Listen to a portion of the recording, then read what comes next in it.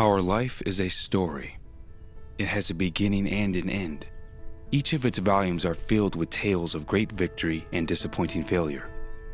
But one thing is certain: those moments shape who we are in the present, and they affect our decisions for the future.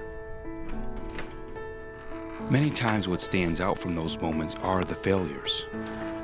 Time reveals our numerous unkept resolutions and promises.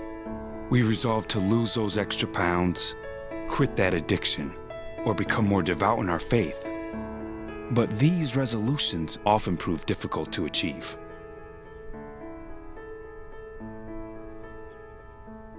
Perhaps the key to overcoming our struggles lies not in the resolution, but in the motives which drive us. We cannot achieve anything without Christ's guiding hand.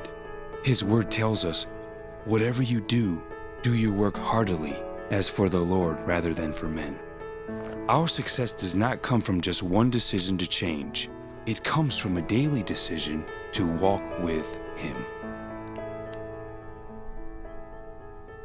What if today we made a resolution that mattered? What if we resolved to invest more time into our families,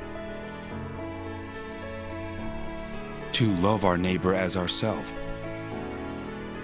to right our wrongs, to pray not at God, but to God, to give without expectation of receiving?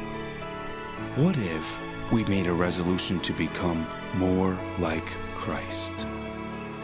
And today, let us make a resolution to struggle for God's glory and not our own. Even though the future is still unwritten, our story has only just begun.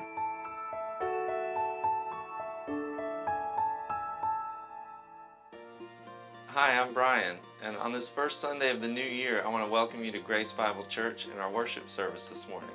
We're really grateful that you're here. And for those visitors that are here, we want to ask you a special favor. If you would, fill out the visitor slip that looks like this. It's in your bulletin. You can tear that off and bring it by the welcome table on your way out, and you'll be able to pick up a fresh baked loaf of bread as well.